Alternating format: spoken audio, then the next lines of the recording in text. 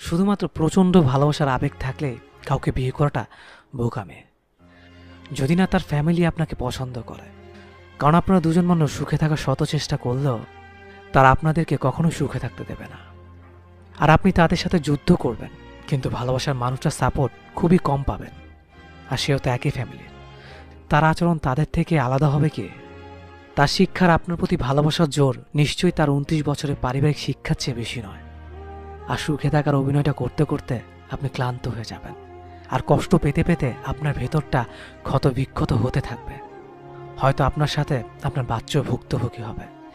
বিয়ের আগে সম্পর্ক গড়তে দুজন মানুষই যথেষ্ট, কিন্তু সংসার সম্পূর্ণ আলাদা বিষয়। স্যাক্রিফাইস করতে করতে আপনি ক্লান্ত হয়ে যাবেন। পদে পদে দোষ খুঁজতে খুঁজতে আপনাকে আপনার নিজের কাছে কনফিউজ বানিয়ে দেবে গোটা ফ্যামিলি।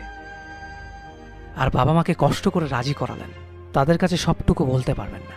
আপনার ভালো ক্যারিয়ার, শিক্ষা, সৌন্দর্য কোনো কিছু শ্বশুরবাড়ির লোকের কাছে মূল্য পাবেন না। ভাববেন নিজের ব্যবহার দিয়ে তাদের মন জয় করবেন, কিন্তু কতদিন চেষ্টা করবেন? 1 বছর, 2 বছর, এর চেয়ে ব্রেকআপ হয়ে যাওয়াটা আরও ভালো।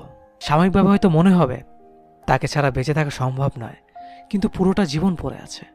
আর মাথা উঁচু করে বাঁচতে চাইলে যে ফ্যামিলিতে বিয়ে করার চিন্তা করছেন, সেই ফ্যামিলিকে বুঝে বিয়ে করার সিদ্ধান্ত নিন।